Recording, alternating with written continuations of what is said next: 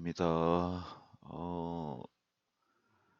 여기 일단 시를 한번 읽어보고 시작을 하겠습니다. 숲속에 홀로 있는 밤이면 밝은 얼굴에 손님이 옵니다. 어두운 밤하늘을 수놓으며 반딧불이 날아듭니다. 그 옛날 선사들의 영혼처럼 아무도 없는 산속을 홀로 배회합니다. 환한 혼불을 밝히며 마음 밝혀 숲속을 환하게 하겠노라고. 홀로 머무는 산속 정령처럼 외로워 술에 취해 혼자 잠든 숲속이라도 어둠 가득한 안개 속 숲이라도 환해질 수 있다고. 그대와 나는 숲속에 사는 하루살이 이슬이요. 그대와 나는 숲속에 머무는 외로운 밝음이요. 그대와 나는 아침잠에서 깨면 밝은 태양의 빛을 잃을 슬픔이요. 어느 산인가 수행을 하러 올라간 적이 있습니다. 그때 뭐 아줌마들하고 아저씨들하고 도토리를 줍고 있었는데 날이 좀 어둑어둑해가는 시간이었습니다. 그래서 저도 여기저기 찾다가 편안해 보이는 자리에 이제 앉았는데 밤이 깊어오니까 도토리 줍는 분들이 모두 다 내려가 버리고 혼자 텅 빈 산속 어둠 속에 앉은 모습이 된 겁니다. 좀 허전하겠지요. 사람들은 다 내려가 버린 자리에 혼자 앉아서 이제 수행을 하게 됩니다. 수행을 하다가 눈을 이렇게 떠보니까 반딧불이 막 날아드는 겁니다. 그래서 그 기분이라는 게 마치 도인이 되었다는 느낌보다는 누군가 와서 혼자 있는 나를 반겨주는 느낌이었다고 해야 되나, 뭐 하여간 그런 느낌이었습니다. 새까만 숲속에 혼자 앉아서 수행을 하는데 사람들이 다 내려가 버리고 텅 비니까 아무래도 좀 쓸쓸하겠지요. 쓸쓸하고 뭐 좀 외롭고 이런 마음을 밀어내버리고 수행을 하는데 한참 하다가 보니까 반딧불이 날아들어서 정말 반가웠던 기억이 있습니다. 수행을 한다고 하면 여러분들은 아마도 그렇게 생각하실 것 같습니다. 숲속에서 혼자 앉거나 뭐 홀로 다니면서 이미 알려진 명상법으로 뭐 명상법은 많이 있지요. 마음을 가라앉히거나 뭐 화두를 잡거나 그렇게 하리라고 생각을 하시겠지만 나는 전혀 명상에 대한 지식이나 방법은 알고 있지 않았습니다. 숲속을 다니다가 앉아서 밤이 깊어오면 앉아서 집중을 하게 되고 집중하다 보면 힘도 생기고 뭐 그렇게 되는데 어떤 날은 명상을 하러 산을 올라가다 보면 그냥 계속 걸어가는 수가 있습니다. 특별히 마음에 드는 자리도 없고 그렇다고 어떻게 해야 될지도 모르니까 마냥 걷기만 하는 경우도 있고 그도 아니면 걷다가 뭐 명상을 해야겠다는 생각이 들면 그냥 그 자리에 비닐을 펴고 누워버립니다. 누워서 마음을 비우고 고요히 있기만 합니다. 그런데 어쩌다가 그렇게 하다 보면 마음이 비워졌는지 순간순간 뭐가 보이긴 보여요. 뭐 강하게 보이는 건 아닌데 잠시 잠깐 뭐가 보이고 뭐 그런 부분들이 가끔 있었습니다. 숲속에 밤중에 혼자 남아있다는 게 어찌 보면 뭐 쓸쓸하기도 하기도 하고 외롭기도 한데 나름대로 기운을 돌려보고 휘저어보고 뭐 그렇게 이제 시간을 보내는데 어떤 날은 그 산 정상에 갔다 온 경우가 있었습니다. 산 정상에 갔다가 내려와서 어느 숲속에 들어가서 명상을 하는데 너무 기운이 강하게 불어나는 겁니다. 기운이 불어나는 정도가 하늘을 가득 메울 정도로 불어나서 그날은 참 좋았는데 그게 뭐 수행이 진척이 되어서 그런 게 아니라 어떤 자기 자신이 자기 자신의 본능이 접해보지 못한 기운을 처음 접했을 때는 그 기운에 취해서 온몸이 그걸 받아들여 기운이 자신의 마음과 몸에 가득하고 천지를 휘둘러도 가득한 것처럼 그렇게 느껴지는 현상이라고 합니다. 산을 다니다 보면 산 자체에 뭐 보이지 않는 신기한 풍경들을 가끔 보게 되는데 계곡에 앉았다가 무작정 45도 되는 산을 무작정 올라갔더니 그게 참 모습이 특별하게 생긴 바위를 보는 경우도 있고 그래서 그 바위를 이렇게 보면 일명 뭐 제가 지은 이름이 독수리바위인데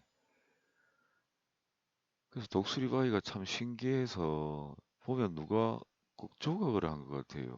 정말 독수리처럼 생기는데 그 산 이름도 수리산입니다. 수리산 어느 정상 부근에 가면 지금은 등산로가 끊겨서 사람들이 잘 다니질 않는데 그 가는 길이 좀 험하긴 험합니다.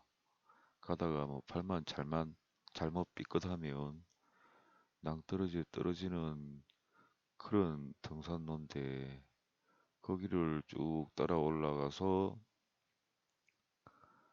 끝에 다다르면 독수리바위라는 게 있는데 그 모습은 정면에서 봤을 때는 독수리바위인데 뒷면에서 보면 옛날 구간의 모습을 한 모습도 보이고 또 다른 모습도 보이고 해서 참 희한하다. 자연이라는 게 어찌 수리산이라는 게 뭐 독수리형의 산이다. 뭐 이렇게 말을 많이 하는데 어찌 그렇게 산 정상 부근에 그렇게 생긴 바위가 있을까? 이 바위를 보면 혈자리처럼 가늘게 가늘게 혈맥처럼 들어온 다음에 큰 바위가 그렇게 독수리처럼 누가 깎아 놓은 것처럼 그렇게 놓여 있습니다. 저는 그 바위가 뭘 의미하는지는 모르겠지만 하여간에 자연은 뭔가 특별한 게 있나 뭐 그런 생각을 가지게끔 해준 바이기도 합니다. 그래서 그 바위를 한번 발견하고는 밤중에 그곳을 여러 번 올라갔었습니다. 그 바위에 도착하는 과정이 좀 위험해요. 이렇게 가다가 산이 치솟아 오른 다음에 아주 급경사로 거의 90도로 떨어진 다음에 다시 조금 조금 올라가서 그 바위가 있으니까 밤중에 간다는 건 상당히 위험하지요.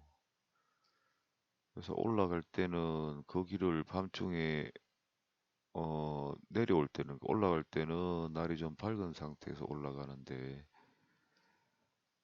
내려올 때는 길이 안 보일까 봐 락카 그 흰색을 가지고 올라가는 길목에 바위바위마다 둥글게 원형을 그려놓고 표를 해두고 갑니다. 내려올 때는 잘못 내려오면 길을 잃는 수가 있으니까. 그래서 그 길을 여러 번 갔었는데, 물론 거기 밧줄을 매달아 놨죠. 오르고 내리면서 많이 위험하니까 한 발만 잘못 디디면 거의 뭐 벼랑 끝으로 떨어져서 저 먼 세상으로 갈 수 있는 그런 장소였으니까. 그래서 밧줄도 매달아서 올라갈 때마다 그 밧줄을 잡고 올라가게끔 그렇게 해두었는데, 그 내려올 때는 뭐 달빛이 있는 날이면 그냥 그 길을 몇 번 오고 갔으니까 쉽게 내려올 수는 있는데, 달빛이 없는 날은 그 흰색 라카 페인트 칠을 해놓은 부분이 어딘가 일일이 확인을 하면서 내려왔던 기억이 있습니다. 근데 어느 날인가 올라가 보니까 밧줄을 아예 누가 없애 놓은 겁니다. 그러니까 뭐 들어가는 초입부터 거기를 사람들이 거의 가지 않는데 페인트 칠을 흰색을 둥글게 해서 계속 나 있으니까 누군가 그 따라 올라온 것 같아요. 따라 올라와서 밧줄도 철거를 해버리고. 그래서 뭐 어느 날은 올라갔다가 좀 황당하다는 느낌을 가진 적이 있습니다. 누가 산속을 거기를 페인트 칠해 놓은 것을 따라 올라와서 밧줄을 없애버렸을까 하는 생각이 들었습니다. 글을 한번 읽어보도록 하겠습니다. 숲속에 달빛도 없는 밤중에 홀로 앉아 있으면 여기저기 반딧불이 날아든다. 숲속을 이리저리 유영하는 그 광경을 보면 세상 시름 다 잊을 것 같다. 못 깨친 이치 다 깨친 듯하고 오염된 마음 한순간에 어린아이 천진한 마음으로 돌아가는 것 같다. 시시로 몰려오는 숲속 작은 공포도 그 순간만은 마음까지 환해진다. 때로는 갑자기 날아드는 반딧불 때문에 깜짝 놀라기도 한다.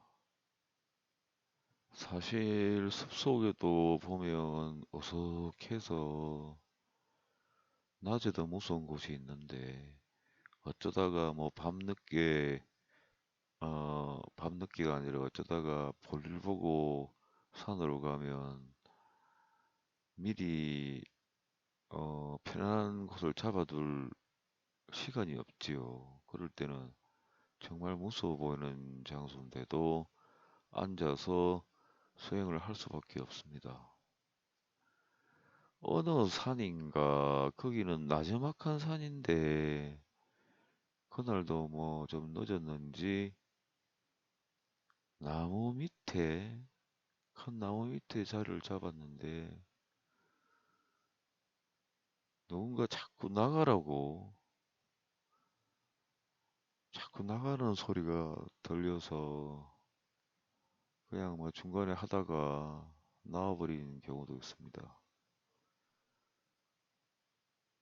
밤이 늦어지면 늦어질수록 그 공포감이 더한데 시간이 없어서 뭐 골짜기 같은 데 자리를 잡으면 정말 무섭습니다. 앉아서 있으면 주변에 동물 발자국도 있고 이러면 정말 뭐가 뒤에서 덮칠까 봐서 공포감이 더해지는 경우가 종종 있었습니다.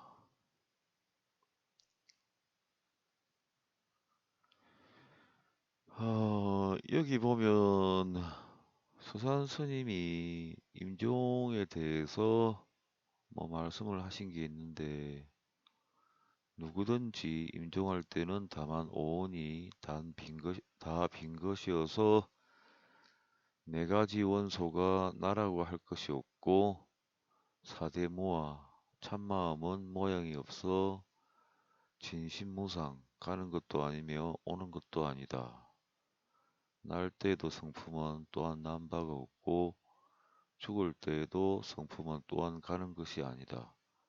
지극히 맑고 고요하여 마음과 경계가 둘이 아닌 하나인 것이다. 다만 이와 같이 단박 깨친다면 삼세 인과에 이끌리거나 얽히지 않게 될 것이니 이것이 곧 세상에 뛰어난 자유인이다. 만약 부처님을 만나더라도 따라갈 마음이 없고 지옥에 가더라도 두려운 마음이 없어야 한다.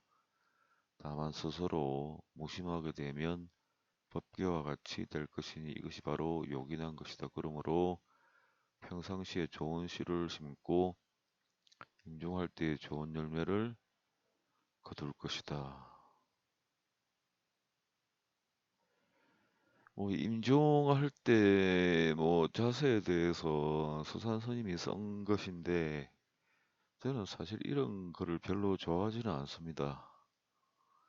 왜 사람이 뭐 맨 마지막 뭐 당해야 될 일을 미리 생각하는가 그런 생각도 있고 어차피 생명력이 닿으면 다시 다음 생으로 넘어갈 텐데 그건 어쩔 수 없는 거라서 생각하지 않는 게 차라리 낫다 해서 임종이니 죽음이니 뭐 이런 거에 대해서는 깊게 생각을 하려고 하지 않습니다. 근데 이제 마음이 일어나거나 흥분이 되거나 뭐 도저히 마음이 가라앉지 않을 때는 그런 쪽을 생각을 해서 마음을 일부러 가라앉히려고 하는데 그럴 때쯤이나 죽음에 대해서 생각을 해보게 됩니다. 더 읽어보겠습니다. 돌을 닦는 사람은 모름지기 이곳에 주의하여야 한다. 마지막 순간에 분별을 두지 말라. 사람이 임종할 때에 만약 틀 것만큼이라도 성인이다 범부다 하는 생각이 끊어지지 않게 되면 낙이나 말이 뱃속에 끌려 들어가거나 어쩌가 빠졌네요. 그대로 옮겼는데 지옥에 끓는 가마속에 들어가게 되며 혹은 개미나 모기 같은 것이 되기도 할 것이다. 수행을 해서 우화등선한다는 이론들이 많습니다. 저도 한참 그 수행인이 명상인이 할 때는 선도, 신선에 관한 길이라고 의미가 되는 책들을 참 많이 사봤습니다. 거의 뭐 학교 교과서보다는 그런 책을 많이 사봤습니다. 서점에 가서 그런 책만 있으면 어머니한테 졸라서 그 당시 가격이 아마 3,000원 했던 걸로 기억이 되네요. 10년도 뭐 훨씬 전이니까. 신간이 나오면 그런 책을 사다가 읽어보는 게 참 재미있었습니다. 그런 책을 많이 읽다 보니까 수행을 해서 오화등선한다, 뭐 날개가 생겨서 신선이 된다, 이런 이론들을 참 많이 접했는데 자꾸 접하다 보니까 그게 진실인 것 같다는 생각을 그 당시에는 많이 했지요. 그 당시에 그 선도서, 그 신선의 길도자, 신선선자의 길도자의 책서자인데 선도서들을 보면 공통적으로 나오는 게 단전호흡이라 해서 뭐 강하게 하는 호흡도 있고 숨을 들이마셔서 멈췄다가 배 밑에다가 뭐 꽉 머무르게 한 다음에 숨을 내뱉는다든가 뭐 그러한 방법도 있고 아주 가늘게 고르게 여리게 해서 빨아들여서 배 속의 기운을 저장을 한다. 그런 방법도 있었습니다. 그런데 그렇게 기운을 빨아들여서 단전 뭐 배꼽 아래 뭐 손가락 세 개를 밑을 대보면 배꼽 밑 손가락 세 개 대놓고 밑에 보면 그게 단전이라고 하는데 거기다가 기운을 모아서 축적을 한 다음에 배 옆으로 좌협으로 돌리고 다시 좌협해서 중단전 부근으로 올리고 중단전에서 다시 우협으로 우쪽 오른쪽 옆구리로 내리고 다시 단전으로 돌리고 그렇게 쭉 하다 보면 그 흐르는 길이 경락이 열려서 기운이 모이게 되고 그 모인 기운이 구슬처럼 아주 강하게 맺히면 중단전으로 끌어올린다고 합니다. 중단전으로 끌어올려서 정수리, 양미간, 눈썹 사이로 올리고 백회 무리 정수리는 아니고 양미간 그 다음에 정수리 부근으로 올려서 다시 등 뒤로 내리고 척추를 따라서 내려가다가 척추 꼬리뼈까지 내렸다가 다시 양 다리 사이에 있는 회음으로 올렸다가 다시 단전으로 끌어올려서 더 멈추었다가 또 기운이 쌓이면 또 그렇게 돌린다고 합니다. 그러니까 배꼽 부근에서 돌리는 게 소주천, 작게 돌린다. 그리고 배꼽에서 쭉 끌어올려서 중단전 가슴, 그리고 뭐 양미간 머리 다시 등 뒤로 내려서 척추로 내렸다가 회음으로 해서 올리는 게 대주천이라고 합니다. 실제로 그러한 과정을 담은 책들이 지금도 참 많습니다. 뭐 중국 쪽에서는 그런 도인들이 많지요. 그렇게 해서 덕도한 도인들이 실제 존재한다는 그런 말을 많이 하지요. 중국의 신선이 되었다는 뭐 종리권, 여동빈.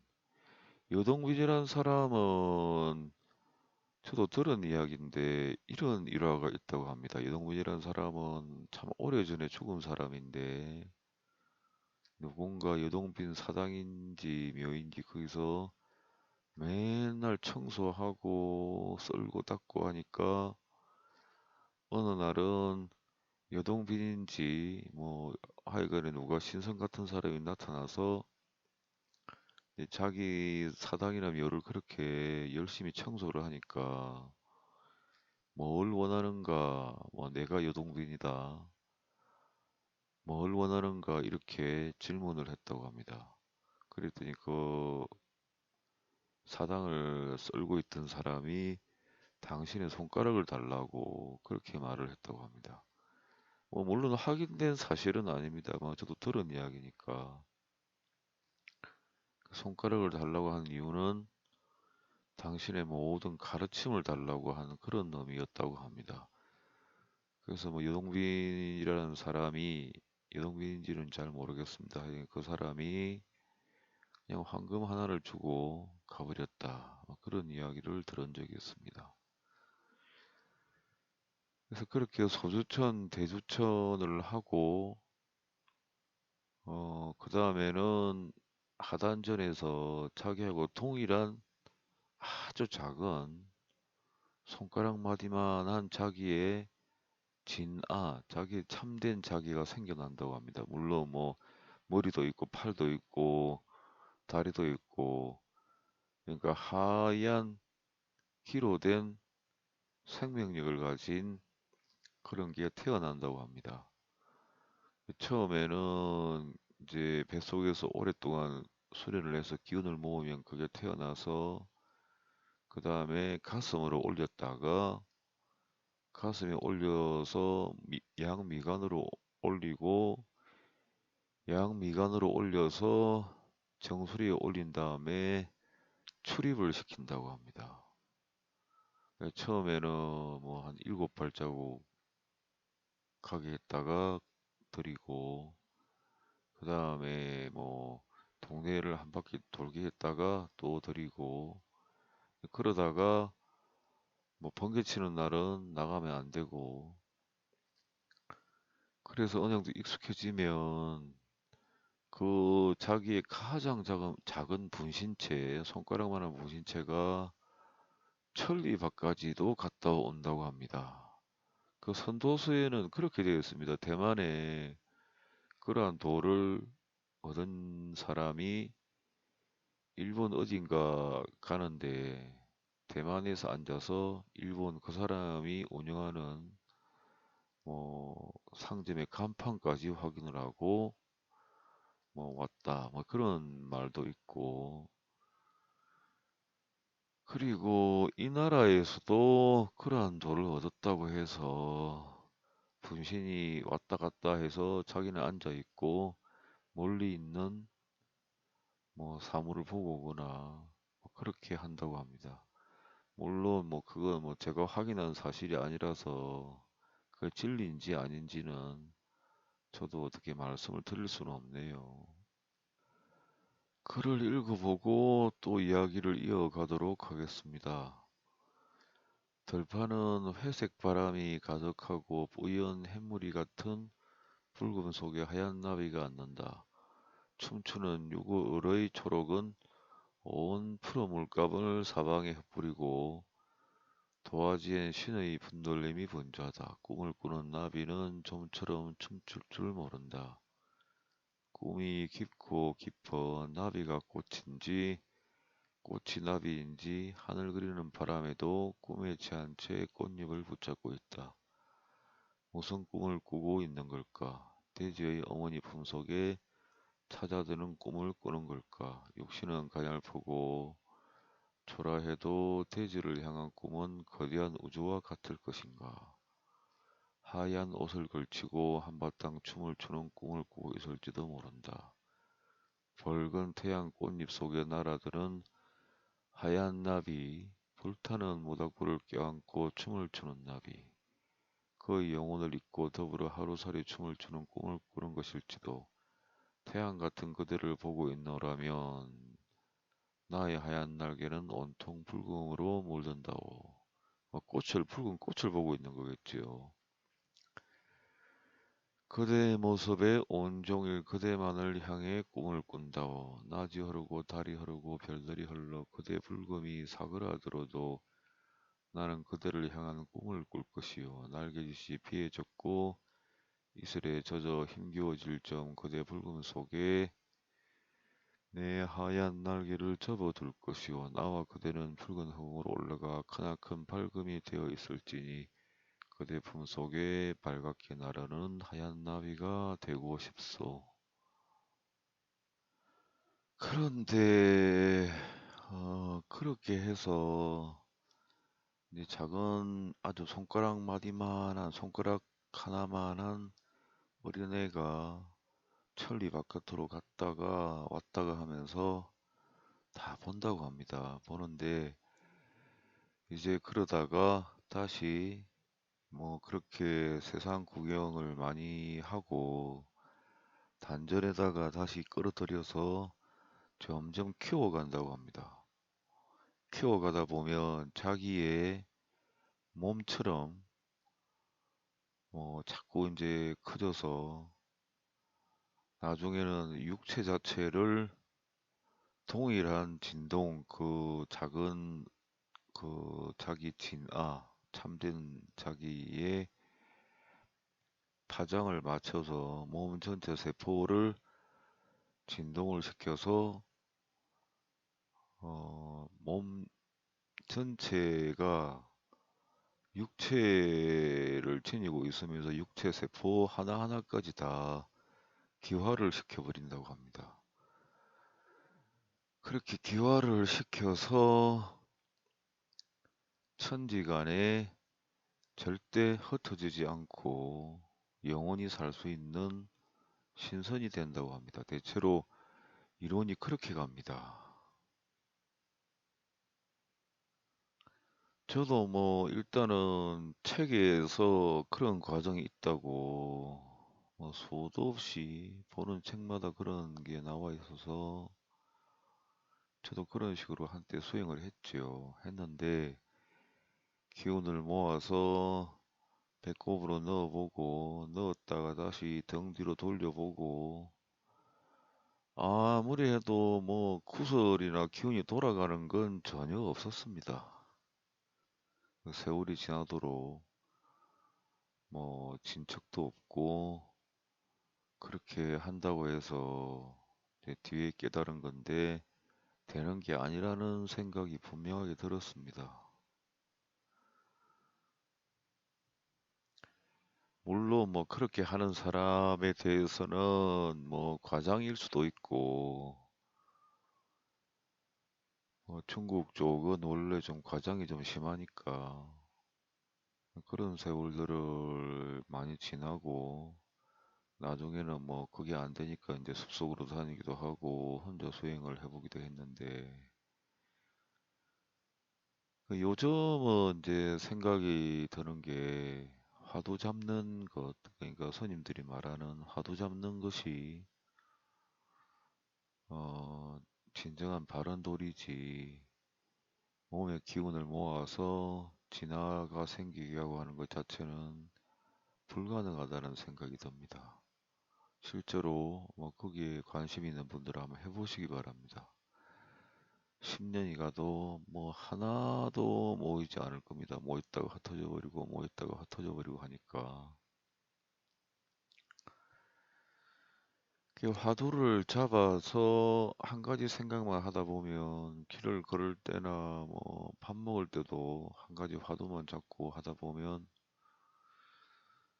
그게 어느 세월에는 천지하고 연결되는 부분이 있을 것 같아요. 연결이 되면 일정하게 자기한테 천지간의 기운이 들어오니까 아무래도 내일 죽는다 해도 오늘은 두렵지도 않고 죽음 직전에 있다 해도 두려운 생각이 일어나지 않을 거라는 그런 생각을 해봅니다. 이전에 제가 어떤 장치로 그 나 자신의 혼백 중에 혼을 빼버린 것 같아요. 백을 빼버렸으면 뭐 일어나지도 못하겠죠. 백이란 게 강한 본능 뭐 이런 건데 어떤 장치로 혼을 빼버리니까 혼이 나간 게 아니라 혼이 반쯤 바깥에 걸려 있는 상황이 된 것 같아요. 그래서 그렇게 그걸 그냥 뭐 몸을 흔들어 버리거나 정신을 똑바로 차려버리면 그 상황이 금세 혼이 몸 안으로 들어와서 본래대로 돌아오는데 뭐 그 상황이 좋으니까 계속 강렬한 마음은 내지 않고 그렇게 다녀본 적이 있습니다. 그렇게 마음이 편해요. 세상을 봐도 이것저것라는 구분도 안 되고 뭐 들판에서 노을을 봐도 내가 살아있는지 죽어있는지도 구분이 안 가는 그런 상황이었으니까 아마도 선사들이 도달했다는 경지가 그 정도는 아니겠지만 그렇게 심각하게 부작용이 나는 상황은 아니겠죠. 왜냐하면 부작용이 나긴 나지요. 그 상태를 유지하고 있으면 상황 판단이 안 되니까 잘못하면 자전거 타고 가다가 뒤에서 차가 오면 잘못 실수해서 큰 사고로 이어질 수도 있는 예, 그런 상황이었습니다. 그 느낌이 꿈속에서 지내는 것 같아요. 근데 마음은 참 편해요. 어떤 생각도 일어나지도 않고 어떤 범민도 일어나지도 않고 정말 마음이 편합니다. 그 선사들이 도달한 경지가 그런 경지가 아닌가 그런 생각을 해봅니다. 근데 어느 선사는 어떤 경지에 도달하면 가시덤불 속에서도 마음 하나는 자유롭고 편하다고 합니다. 그래서 뭐 수행의 길이 참 힘든데 저는 그렇게 권해보고 싶습니다. 뭐 화두도 잡아보고 자연을 혼자 많이 돌아다녀 보고 스스로 느끼고 스스로 깨닫는 게 큰 거지. 책이나 뭐 선도서에 있는 뭐 꼭 말씀을 드리자면 뭐 허황한 어떤 이론들을 보고 세월을 낭비할 필요가 있을까 하는 생각이 듭니다. 글을 계속 한번 읽어보겠습니다. 온통 들판이 이슬에 젖어 있을 점, 그대의 불금 속에서 영원히 잠드는 하얀 꿈일 것이요.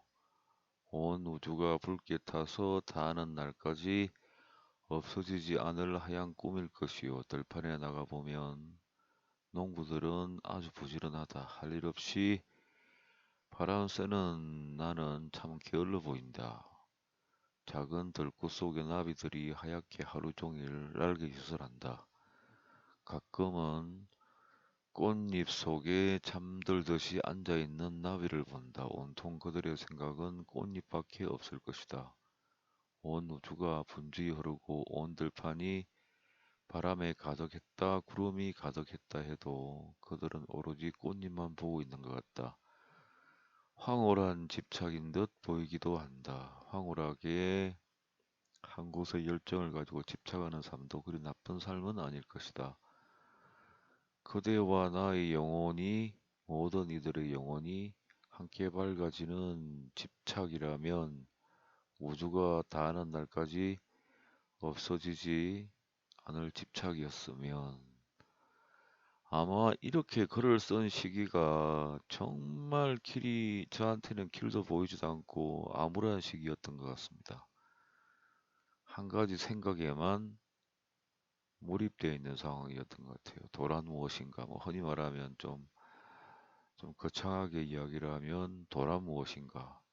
뭐 그때 당시 생각은 정말 그게 뭘까? 이런 생각뿐이었던 것 같습니다.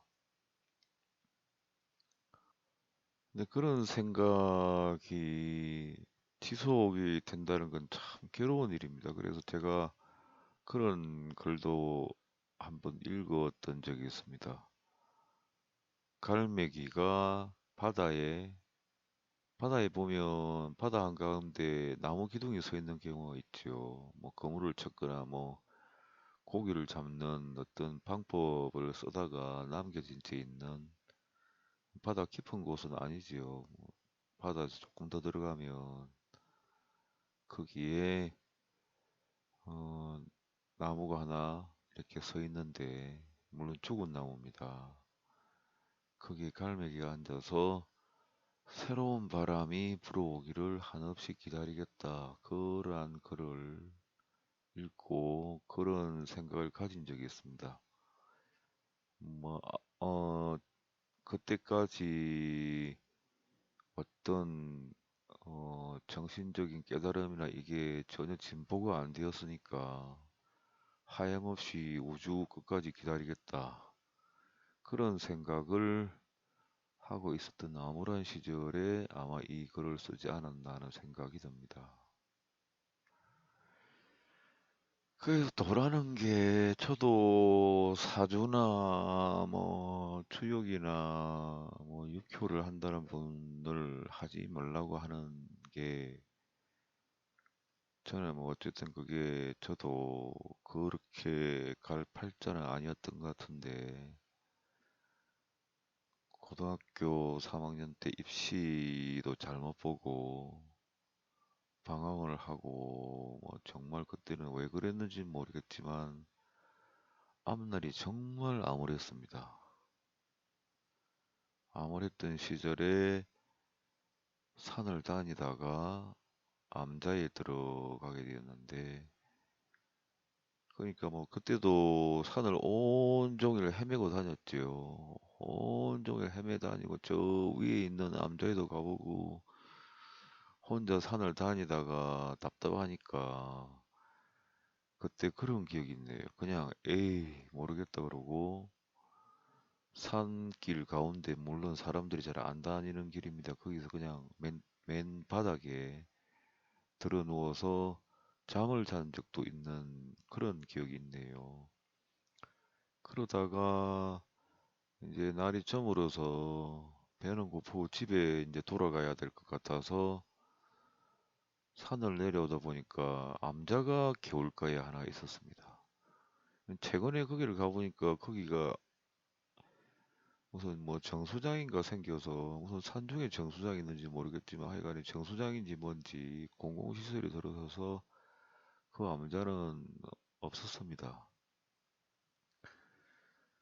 거기를 이제 들어가 봤습니다. 뭐 사람들은 그 힘들고 그러면 종교의 의지를 많이 하니까 그래서 뭐 늦 저녁에 늦 저녁이 아니라 늦 그러니까 시간이 좀 낮은 저물고 밤이 이미 시작된 초저녁이라서 내려오는 길이 어스름하지요. 근데 내려오는 길에 암자가 보여서 무작정 들어가 봤습니다. 들어가서 작은 암자니까 선임이 출타를 했는 것 같아요. 문은 다 열어놓고 다니니까 암자들은 방 안에 들어가니까 아무도 없어요. 그 책상 위에 연세력인가 만세력은 이제 뭐 몇백 년 이렇게 나온 게 만세력이고 연세력은 그 해에 그냥 발간되는 그 당시는 뭐 1,000원인가 1,500원인가 주면 서점에 연세력이라 해서 많이 팔았던 그런 시절이었습니다. 요즘은 또 그게 나오는지는 모르겠네요. 그게 하나 있어서 보니까 처음 보는 거였습니다. 뭐 갑툭 얼룩도 있고 뭐 삼재도 나와 있고 해서 신기해 보였습니다. 그렇게 이제 보고 있는데 이제 뭐 출타하셨던 스님이 들어오시면서 깜짝 놀란 겁니다. 뭐 방 안에 시커먼 방에 누군가 앉아 있으니까 뭐 귀신인가 했겠지요. 들어오다가 정말 크게 몸을 움찔하면서 뒤로 물러서는 그런 모습을 봤는데 그 스님이 왜 왔냐 이렇게 말씀을 하셔서 그 연세력에 있는 저게 뭡니까? 그걸 좀 배우고 싶습니다. 했더니 밝은 날에 오라고 해서 그 다음 날 아침에 10시경인가 가서 뭐 기본도 배우고 기초도 배우고 그 기억이 나네요. 뭐 삼합도 배우고 뭐 그런 기억이 납니다. 스님이 그래도 잘 그 당시에는 아무것도 모르는 나한테 그래도 잘 가르쳐 주셨던 것 같아요. 그 스님한테 이제 뭐 좀 마음상으로 힘들면 올라가서 이것도 배우고 저것도 배우고 뭐 거절에 또 감이 떨어진 게 있으면 또 스님이 주시면 또 뭐 받아먹기도 하고 떡도 뭐 제사 지내서 있으면 또 얻어먹고 했는데 그 스님한테 자주 놀러 갔었습니다. 지금은 아마 돌아가셨을 겁니다, 아마. 그래서 그 역학의 길로 들어왔는데 뭐 그렇게 저는 지금 와서 제 사주를 보면 그렇게 갈 사람은 아니었는데 왜 그렇게 갔는지는 모르겠습니다. 하여간에 그렇게 해서 혼자서 뭐 서성도 없이 혼자서 연구하고 헤매고 어 공부도 안 되면 뭐 들어누워 자고 뭐 그 속에 파묻혀 지냈으니까 너무 힘든 겁니다, 그게. 물론 대강대강 해서 뭐 확실하게 적중률이 50%가 된다는 뭐 그거 그 생각으로 상담을 하는 사람 같으면 사주나 역학이 어려울 리가 없지요. 맞는 날은 맞겠거니 안 맞는 날은 뭐 어쩔 수 없네. 뭐 다 그렇게 사는데 뭐 이렇게 생각해 버리면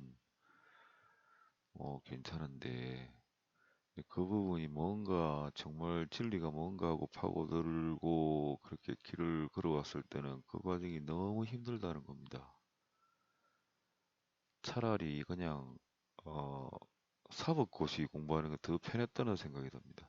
사법고시를 그 기간에 10년, 20년 했으면 사법 시험이 있는 시절 같으면 통과되고도 충분히 여유가 남을 정도의 노력을 한 것 같아요. 그래서 그 부분을 하시려는 분들은 제가 해보니까 너무 힘들다. 하지 마라 그렇게 자꾸 말리는데 뭐 그게 좋은 사람은 또 하신다고 하니까 뭐 제가 아는 만큼 영상을 올려보기도 합니다. 물론 뭐 제가 많이 부족하지만. 그리고 그 다음에 제가 갈등을 느끼는 게 뭐 자연의 힘을 일부 끌어다 쓰는 능력이 있는 건 사실이긴 합니다. 그 자연의 그 누구도 알 수 없는 그 거대한 힘을 끌어다가 어디다가 뭐 적용을 하기도 하는 건 뭐 사실인데 제가 뭐 자연으로 돌아다니면서 배운 게 그것밖에 없으니까. 그래 사람이 어느 정도 힘이 생기면 그런 생각을 많이 하는 것 같아요. 세상에 나가서 세상을 한번 바꿔보고 싶다. 지금 여러분들이 보시는 세상도 참 답답하지요. 이 나라는. 그런 생각이 듭니다. 뭐, 자기가 뭐 평생 산으로 다니고, 들로 다니고, 암울하게 살면서 하나하나 얻어서 자연의 힘을 이용하는 그런, 방법이 자기한테 들어왔으니까, 어쨌든 그걸 뭐, 좋게 쓰든 나쁘게 쓰든 한번 쓰기 시작하면 걷잡을 수 없이 커지니까. 그래서 그 힘이 생기고 난 후로부터는 그 힘을 쓰는 방법을 알고 난 후부터는 자꾸 이게 세상에 나가고 싶은 생각이 자꾸 듭니다. 나가서 힘을 보여주고 싶고 뭐 그렇게 하고 싶은데 네, 그런 유혹들이 참 많이 들어옵니다. 근데 수행자가 가야 될 길은 아니지요. 그래서 그 마음을 다잡는데 저도 참 시간이 많이 걸렸습니다. 수행자는 수행자답게 그렇게 사는 게 세상 도리에 맞지. 뭐 어설픈 지식도 없는 뭐 정치나 뭐 사상이나 세상 학문에 대해서는 전혀 모르는 사람이 어떻게 자연의 힘을 끌어다가 세상에 가서 한번 휘저어 보면 뭐 지금도 보고 계시지 않습니까? 자기의 잘못된 사상이나 이념을 가지고 저렇게 세상을 힘들게 하고 나라 자체가 엎어질 만큼 위력을 떨치는 걸 지금 보시고 계시지 않습니까? 그래서 그 생각에 대해서 오랫동안 숲속에서 혼자서 많은 생각들을 했습니다. 그리고 저희 조부가 김유신 장군의 묘하고 동일한 기질의 무국지지라서 김유신의 일생을 생각을 해보고 김유신이 과연 이 나라에 큰 이로움을 가져왔나?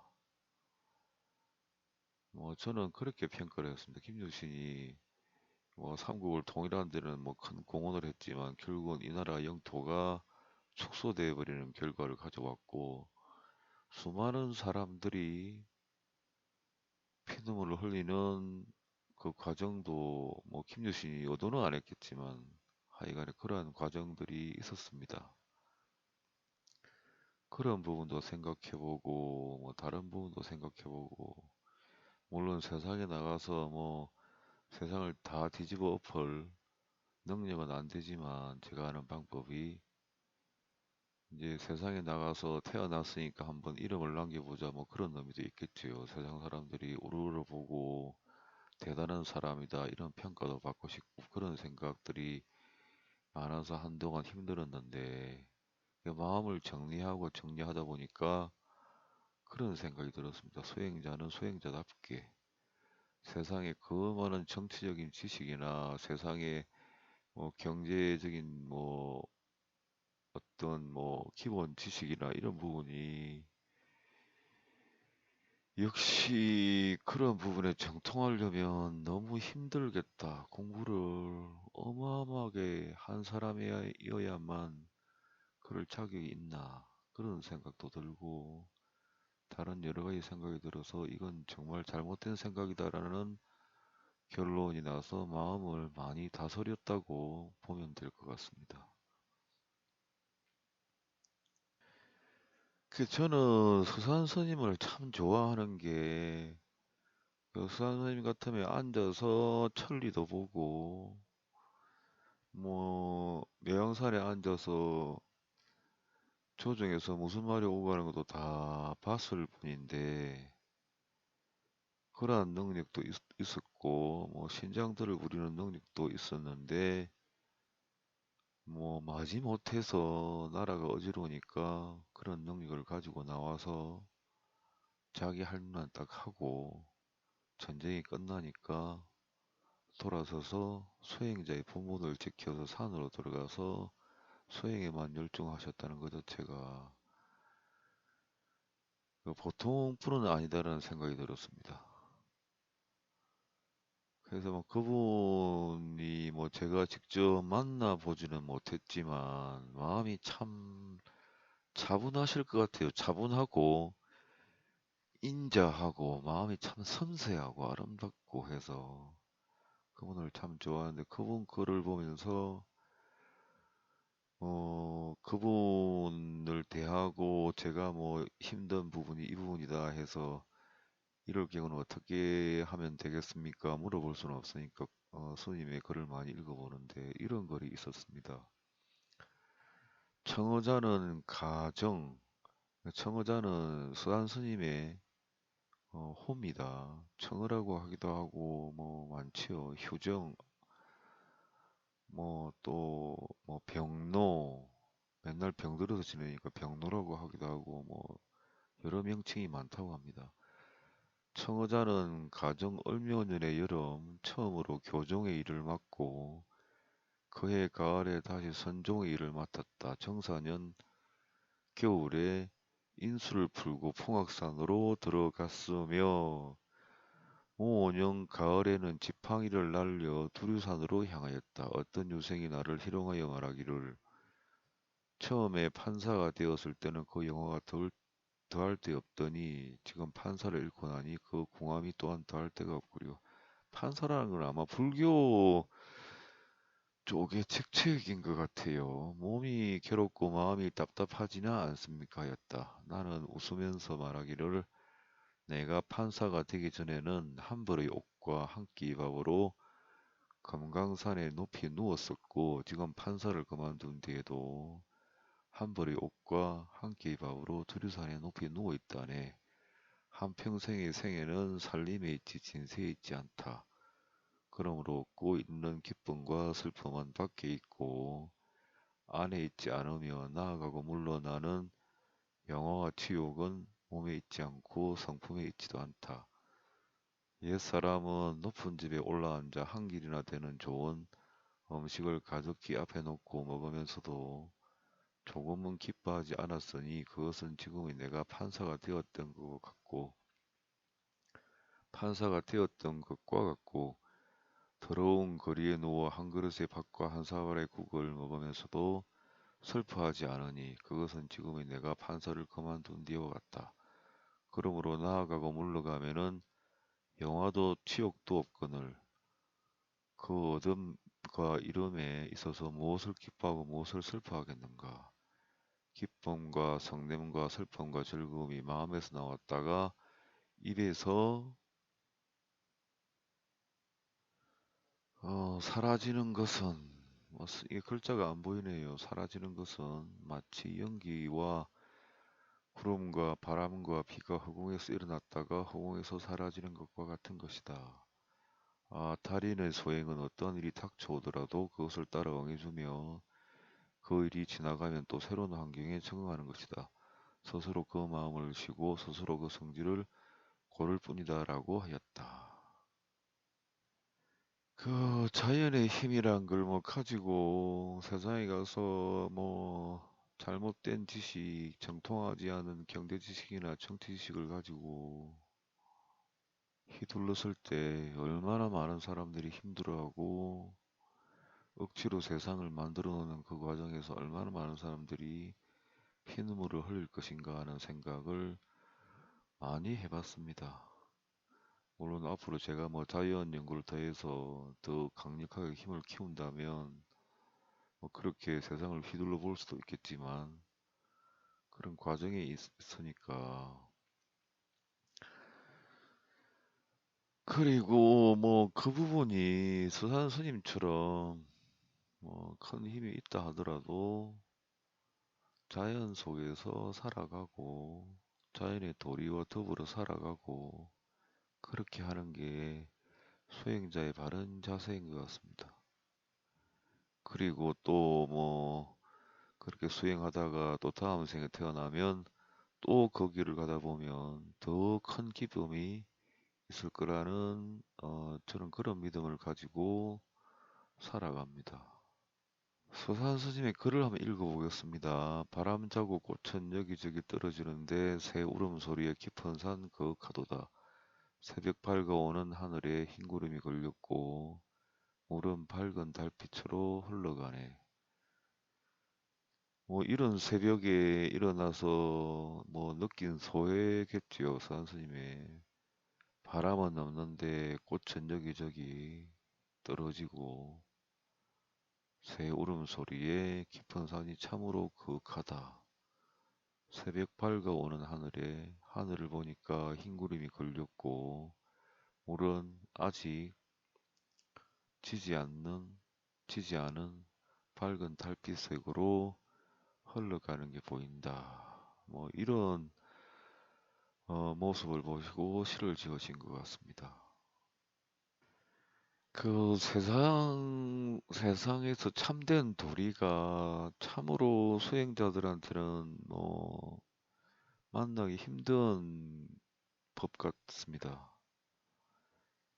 세상에 널리 알려진 법들은 해보면 아무 소용이 없는 것을 결국은 아니까. 그래서 뭐 참다운 법을 참 만나기 힘든데 소산 스님도 사명대사한테 남긴 글에 보면 어, 세상에 참된 도리를 아는 사람이 참 드물다. 이런 말씀을 하셨습니다.